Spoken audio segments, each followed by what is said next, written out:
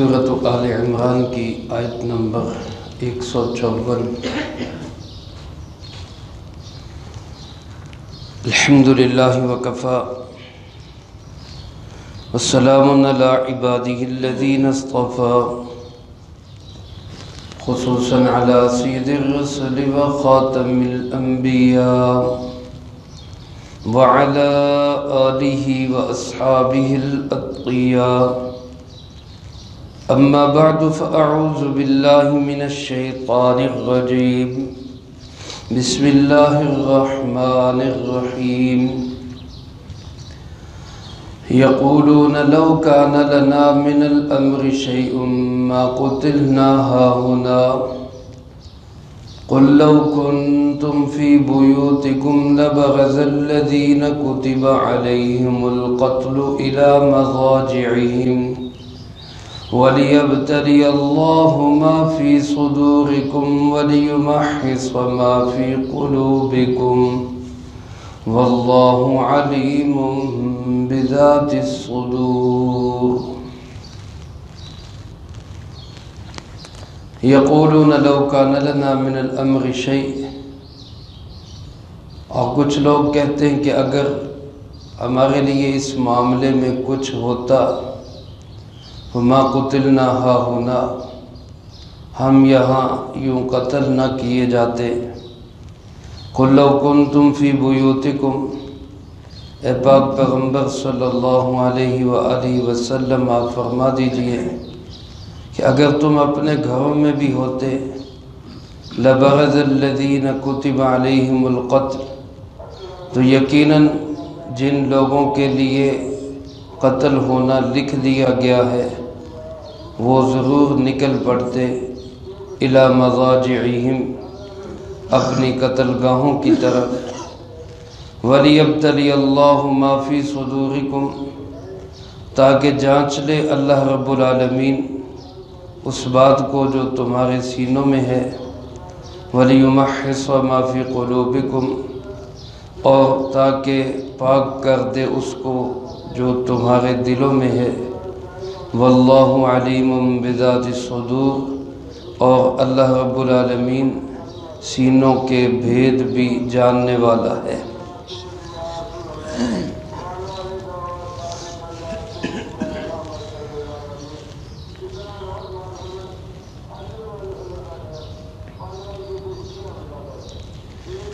حضرت مولانا صوفی عبدالحمید سواتی صاحب رحمۃ اللہ علیہ نے لکھا ہے، احد کے میدان میں کچھ منافقین تو ایسے تھے جو شروع سے ہی واپس پلٹ گئے، اور کچھ منافقین ایسے تھے جو جنگ احد میں شامل رہے، لیکن جب احد کے میدان میں مسلمانوں کو ابتدائی فتح کے بعد شکست کا ایک زخم چکھنا پڑا اور آزمائش کی گھڑی آئی، تو یہ منافقین طرح طرح کی بولیاں بولنے لگے، جن میں سے کچھ چیزوں کا تذکرہ آیت کے پہلے حصے میں گزشتہ درس میں ہو چکا۔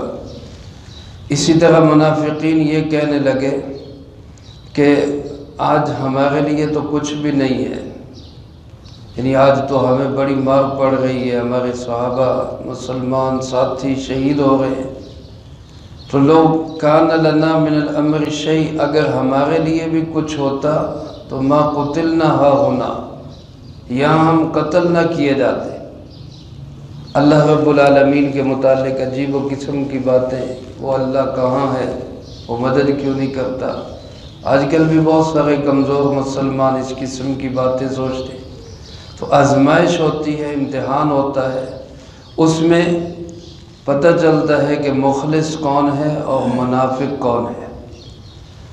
صحابہ اکرام رضی اللہ تعالیٰ مجمعین جو ثابت قدم تھے، ایمان والے تھے، پختہ اور مضبوط یقین والے تھے، ان میں سے تو کسی کے دل میں بھی یہ خیال اور تصور آ بھی نہیں سکتا تھا، لیکن چند منافقوں نے یہ کہنا شروع کر دیا کہ اگر ہم یہاں پہ نہ آتے تو شاید قتل سے بچ جاتے، احد کے میدان میں آئے ہیں تو قتل ہو گئے ہیں، نہ آتے تو شاید بچ جاتے۔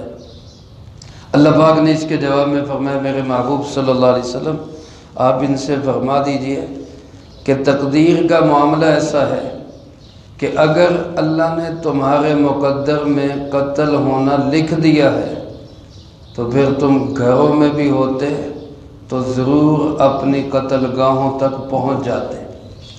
اللہ نے جس کے لیے جو لکھ دیا ہوتا ہے وہ ہو کے رہتا ہے، اسی کا نام تقدیر ہے۔ حدیث پاک میں آتا ہے جو لوگ بعض دفعہ کسی کا نقصان ہو جائے تو وہ یوں کہتے ہیں نا کہ اگر ہم ایسا کر لیتے تو ایسا نہ ہوتا، اگر ایسا کر لیتے تو ایسا نہ ہوتا۔ سرکار دو عالم صلی اللہ علیہ وسلم نے فرمایا جب کوئی کام ہو جائے، کوئی نقصان ہو جائے تو پھر لو نہ کہا کرو۔ لو کا معنی اگر میں ایسا کر لیتا، اگر ہم ایسا کر لیتے۔ فرمایا یہ جو لو ہے نا یہ تفتح باب الشیطان، یہ لو شیطان کا دروازہ کھولتا ہے۔ لو کا معنی یہ ہے اگر، اور اگر کا مطلب کہ ہمارے ہاتھ میں اگر ہم ایسا کر لیتے تو ایسا ہو جاتا۔ بلکہ فرمایا جب کوئی کام ہو جائے کرے، غلط ہو گیا، نقصان ہو گیا، الٹ کام ہو گیا تو یوں کہا کرو قدر اللہ ما شاء فعل، اللہ کی تقدیر ہے جو اللہ نے چاہا وہ کر دیا۔ قادر مطلق کون ہے؟ اللہ، اور اللہ کے حکم سے کوئی چیز بال برابر بھی ادھر ادھر ہو نہیں سکتی۔ تو اگر احد کے میدان میں تمہاری شہادتیں لکھی ہوئی ہیں تو تم گھروں میں بھی ہوتے تو احد کے میدان میں ضرور آتے۔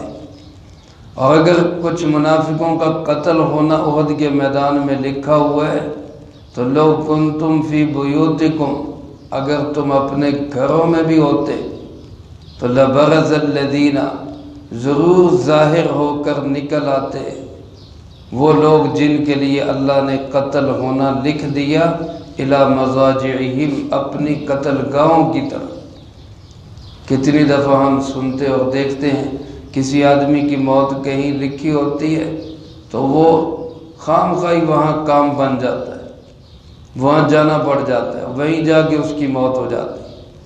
تو کس کی موت کہاں پہ آئے گی، کس جگہ پہ آئے گی، اس کو جاننے والا صرف کون ہے؟ اللہ رب العالمین۔ اس لیے اس تقدیر پہ بھی مکمل ایمان رکھو کہ جو کام بھی دنیا میں خیر کا شر کا ہوتا ہے سب کس کے حکم سے ہوتا ہے؟ اللہ کے حکم سے۔ اس کے بعد اللہ پاک نے اس کی دو حکمتیں بیان فرمائی۔ یہ جو احد کے میدان میں حالات پیش آئے ان کی دو وجہ تھی۔ ایک تو فرمایا وَلِيَبْتَلِيَ اللَّهُ مَا فِي صُدُورِكُمْ، اللہ جانچنا چاہتے تھے کہ تمہارے سینوں میں کیا ہے۔ میں پہلے بھی عرض کر چکا ہوں، جانچنے کا مطلب یہ نہیں کہ اللہ کو پتہ نہیں تھا۔ اللہ تو آگے ہی اسی آیت کے آخری جملے میں فرمایا اللہ تو سینوں کے بھید بھی جاننے والا ہے۔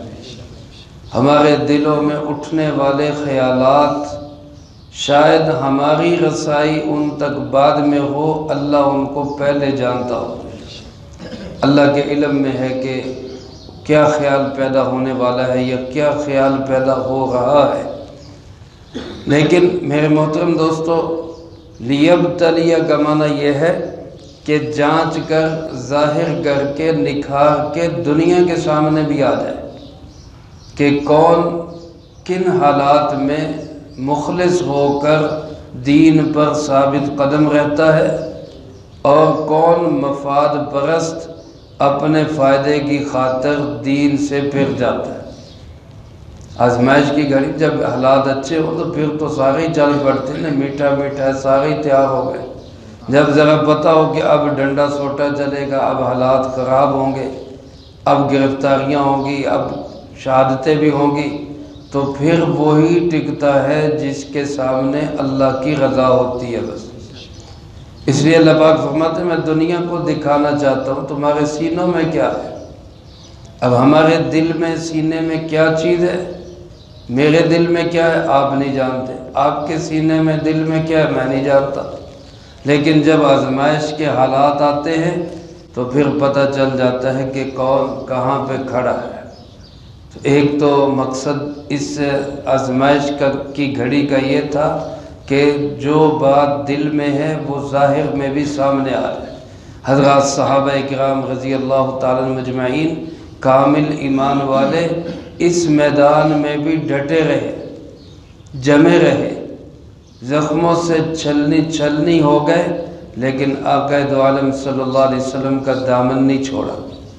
اگر کوئی تھوڑے بہت ادھر ادھر بکھرے بھی تھے، جو ہی یہ آواز کانوں میں پڑی کہ حضور صلی اللہ علیہ وسلم یہاں موجود ہے، وہ سب چھوڑ چھاڑ کر جان کی پرواہ کیے بغیر آپ کے قریب پروانوں کی طرح جمع ہو گئے۔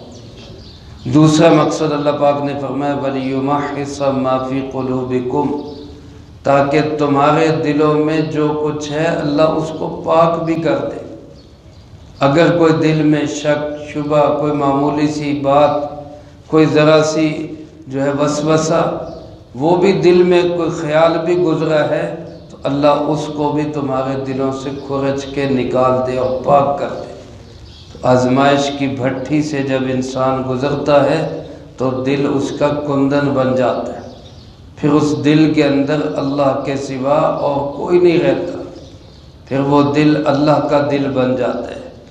تو آزمائش، امتحان، ابتلا اللہ سے مانگنا نہیں چاہیے، عافیت ہی مانگنی چاہیے۔ سرکار دو عالم صلی اللہ علیہ وآلہ وسلم ہمیں تلقین بھی کی آپ نے، صلی اللہ العافیہ، اللہ سے ہمیشہ مانگو، عافیت مانگو۔ عافیت کا مطلب کہ اللہ ہمیں آزمائش امتحان سے محفوظ رکھے۔ لیکن اگر آزمائش امتحان ابتلا آ جائے تو پھر انسان کو اللہ کی ذات پہ بھروسہ کرتے ہوئے صبر اور استقامت کا مظاہرہ کرنا چاہیے۔ خود آپ صلی اللہ علیہ وسلم عافیت مانگا کرتے تھے، اللہم انی اسألک العافیہ، اللہم انی اسألک دوام العافیہ، اللہم انی اسألک تمام العافیہ، اللہم انی اسألک الشکر علی العافیہ۔ یعنی آپ صلی اللہ علیہ وسلم کی دعا میں کتنی عافیت مانگی گئی۔ اللہ میں آپ سے عافیت مانگتا ہوں، اللہ میں آپ سے پوری عافیت مانگتا ہوں، اللہ میں آپ سے ہمیشہ کی عافیت مانگتا ہوں، اللہ میں آپ سے عافیت پہ شکر مانگتا ہوں۔ یعنی بار بار آپ صلی اللہ علیہ وسلم عافیت کو مانگ رہے ہیں۔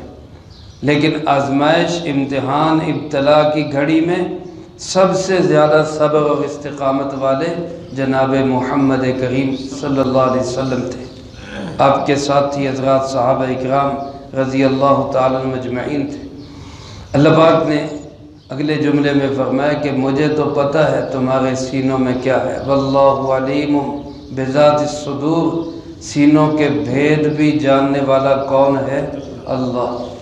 لیکن فرمایا کہ میں دنیا کو بھی دکھانا چاہتا ہوں۔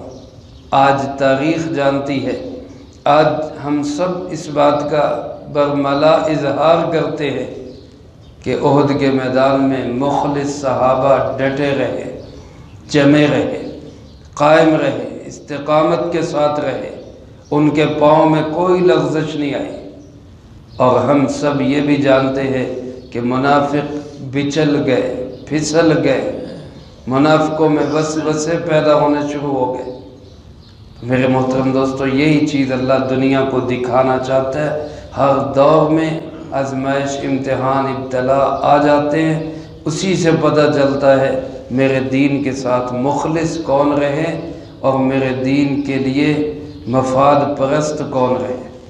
تو میرے محترم دوستو، ہم نے، آپ نے، سب نے اللہ کے دین کا کام جو کرنا ہے وہ خالص اللہ کی رضا کے لیے، نتائج سے بے پرواہ ہو کر، فتح ہو، شکست ہو، اللہ پاک ہمیں عروج دے، زوال آ جائے، عہدے ملے نہ ملے، لیکن اللہ کے دین کا کام ہر حال میں ہمارے ذمہ داری ہے، وہ ہم نے کرنا ہے۔ محنت، کوشش، یہ ہمارے ذمہ ہے۔ باقی کامیابی، ناکامی، حالات کیا بنتے کیا نہیں بنتے، وہ کس کے ہاتھ میں ہے؟ اللہ کے ہاتھ۔ اللہ مجھے آپ کو سب کو اس کی سمجھ نصیب فرمائے۔ صحابہ اکرام رضی اللہ تعالیٰ مجمعین کی عظمتیں بھی ہم سب کے دلوں میں نصیب فرمائے، اور ان کی طرح دین کی محنت کو صبر و استقامت کے ساتھ ادا کرنے کی توفیق نصیب فرمائے۔ اللہم انت السلام ومنک السلام، تبارکت ربنا وتعالیت یا ذا الجلال والاکرام۔ اللہم اعنا علی ذکرک وشکرک وحسن عبادتک۔ اللہم احسن عاقبتنا فی الامور كلها واجرنا من خزي الدنيا وعذاب الآخرة۔ اللہم باقیتا كباقیت الولید، اللہم استر عوراتنا وآمن روعاتنا۔ اللہم انا نجعلك في نحورهم ونعوذ بك من شرورهم۔ اللہم اکفنا بحلالك عن حرامك واغننا بفضلك عمن سواك۔ اللہم اکفنا كل مهم من حيث شئت ومن أين شئت۔ رب اغفر وارحم وأنت خير الراحمين، رب ارحمهما كما ربياني صغيرا۔ اے مولا کریم، یا اللہ پاک، اس پورے ہفتے میں جتنا درس قرآن کریم ہوا، طلبہ عزیز طالبات نے جتنی پڑھائی کی، ان تمام احباب نے جو جو اعمال کیے، اللہ ہر ایک کے ہر عمل کو اپنی بارگاہ میں قبول فرما۔ اے مولا کریم، ان مقبول اعمال کا اجر و ثواب ہمارے پیارے آقا جناب محمد کریم خاتم النبیین صلی اللہ علیہ وآلہ وسلم کو پہنچا۔ آپ صلی اللہ علیہ وآلہ وسلم کو ہم سب کی طرف سے بہترین جزائے خیر نصیب فرما۔ آپ کے توسل و تصدق سے تمام انبیاء، تمام صحابہ، تمام اہل بیت، ازواج مطہرات، بنات اطہار، نبی پاک صلی اللہ علیہ وآلہ وسلم کی امت کے تمام لوگ جو اس دنیا سے جا چکے، جو موجود ہیں، جو قیامت تک آئیں گے، اللہ ان سب کو اس کا اجر و ثواب نصیب فرما۔ بالخصوص علماء امت، مشائخ امت، فقہاء امت، محدثین امت، اور وہ تمام ہمارے اساتذہ کرام جن کے ذریعے سے اللہ علوم نبوت ہم تک پہنچے، اللہ ان سب کو اس کا اجر و ثواب نصیب فرما۔ بالخصوص حاضرین مجلس اور سامعین درس میں سے جس کے جو عزیز و اقارب، رشتہ دار، دوست، احباب، اساتذہ، مشائخ، والدین اس دنیا سے جا چکے، اللہ ان سب کو اس کا اجر و ثواب نصیب فرما۔ تمام مرحومین کی قبور کو جنت کا باغ بنا، سب کے درجات کو بلند فرما، سیئات کو حسنات سے تبدیل فرما، کروٹ کروٹ چین سکون اطمینان نصیب فرما، اگلی تمام منزلیں سب کے لیے آسان فرما۔ مولا کریم، ہم میں سے ہر ایک کو اپنے اپنے وقت پہ اچھی موت نصیب فرما، بری موت اور اس کے اسباب سے بھی اللہ ہماری حفاظت فرما، عزت کی زندگی، شہادت کی موت نصیب فرما، اسلام والی زندگی، ایمان والی موت نصیب فرما۔ اللہ اپنے محبوب کے دیار میں دفن ہونا نصیب فرما، اپنے فضل و کرم سے اللہ مدینہ منورہ کی موت اور وہاں کی تدفین نصیب فرما۔ اے مولا کریم، یا اللہ پاک، جتنے میرے بھائی، بزرگ، بچے تشریف فرما ہیں یا جو سن رہے ہیں، اللہ جس کے دل میں جو حاجت، جو تمنا، جو آرزو، اللہ سب کی جائز نیک تمنا و مرادوں کو پورا فرما۔ اے اللہ، کوئی بیمار ہے تو شفا کامل نصیب فرما، کوئی مقروض ہے تو قرضوں کے بوجھ سے رہائی نصیب فرما، بے اولاد ہے تو نیک صالح اولاد نصیب فرما، بے روزگار ہے تو حلال طیب روزگار نصیب فرما۔ اے مولا کریم، بے چینوں کو چین نصیب فرما، بے سکونوں کو سکون نصیب فرما، بے نمازیوں کو نماز نصیب فرما، بے حیاؤں کو حیا نصیب فرما، بے ہدایتوں کو ہدایت نصیب فرما، بے اولادوں کو اللہ نیک صالح اولاد نصیب فرما۔ اللہ ہماری اولادوں کو نیک و فرما بردار بنا، ماں باپ کی آنکھوں کی ٹھنڈک بنا، ماں باپ کے لیے صدقہ جاریہ بنا، ہمیں اپنے والدین کی آنکھوں کی ٹھنڈک بنا، ہمیں اپنے والدین کے لیے بہترین صدقہ جاریہ بنا۔ اے اللہ، جتنے طلباء طالبات یا اللہ اس ادارے میں پڑھ رہے ہیں، سب کو علم کے نور سے منور فرما، علم کے زیور سے آراستہ و مزین فرما۔ اساتذہ کرام، معلمات جو محنت کر رہے ہیں، اللہ ان کو جزائے خیر نصیب فرما، بہترین بدلہ نصیب فرما۔